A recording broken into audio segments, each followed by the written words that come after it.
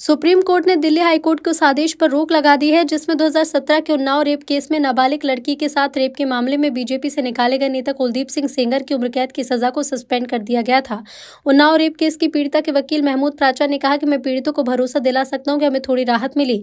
इसे जीत नहीं कहा जा सकता, लेकिन थोड़ी सांस लेने का समय मिला। सीबीआई ने बहुत सीमित मुद्दे पर स्टैंड लिया और सबसे मजबूत तर्कों को सामने नहीं रखा। सीबीआई ने बिल्कुल सलाह नहीं ली। पीड़ित के पक्ष में इतने सबूत है कि कोई भी कोर्ट उसके सपोर्ट में फैसला देगा।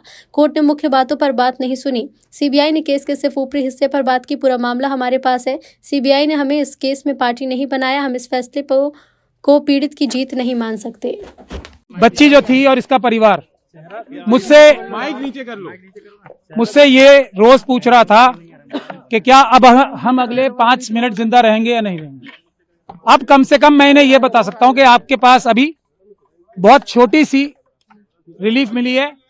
बिल्कुल हमें इसको विक्ट्री नहीं कहना चाहिए। मैं इसको विक्ट्री नहीं कह रहा हूं, ये विक्ट्री नहीं है।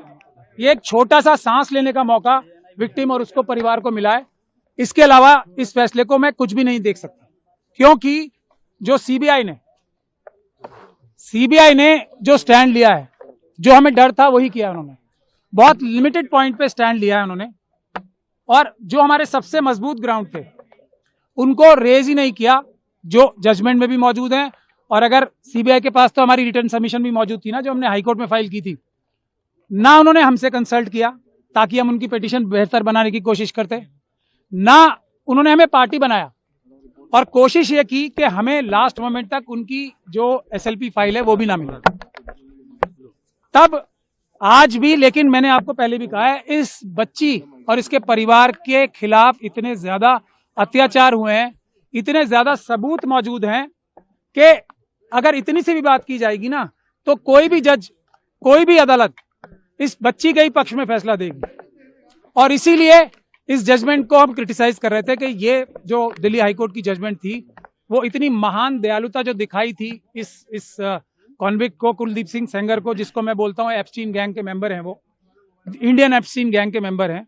उनके साथ बहुत बड़ा गैंग भी है। और आज आप लोगों ने अंदर भी देख लिया होगा कि हम लोगों की संख्या इतनी सी थी उन लोगों की संख्या के आगे, और हमें दोनों तरफ से मुकाबला करना पड़ रहा था, इस तरफ से भी और उस तरफ से भी।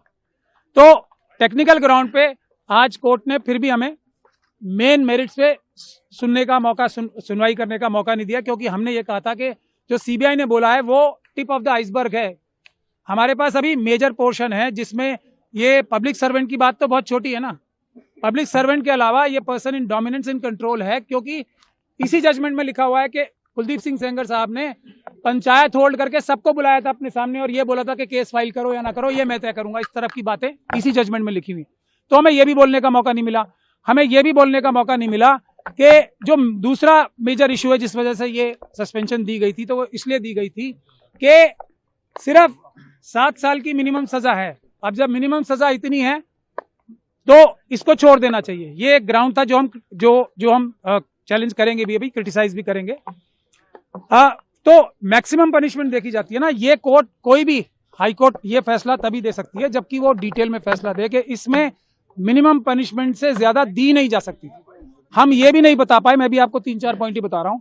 हम ये भी बताना चाहते थे कोर्ट को कि जो थ्रेट परसेप्शन की बात की है वो बिल्कुल परवर्स है। इस बच्ची के तो पिता को मारा गया, इस बच्ची के साथ गैंग रेप किया गया, इस बच्ची के वकील को मारा गया, इस बच्ची के मौसी चाची को मारा गया। उसके बाद भी जब अपील चल रही थी, उस दौरान भी जब सिक्योरिटी विड्रॉ करा ली सेंट्रल गवर्नमेंट और स्टेट गवर्नमेंट के बड़े बड़े वकीलों ने यहाँ पेश होके, तब भी 2-2 एफआईआर कराई।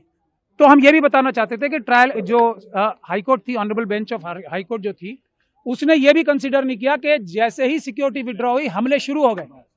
तो हम ये भी बताना चाहते थे कि थ्रेट परसेप्शन ऐसी नहीं होती कि अंदाजा लगा के ये कह दिया जाए कि फ्यूचर में अटैक नहीं होगा, इसके ऊपर कोई हमला नहीं होगा, क्योंकि सीआरपीएफ है, इसलिए इसको कोई खतरा नहीं है। माँ को तो खतरा है। फैसले को कैसे देखते हैं?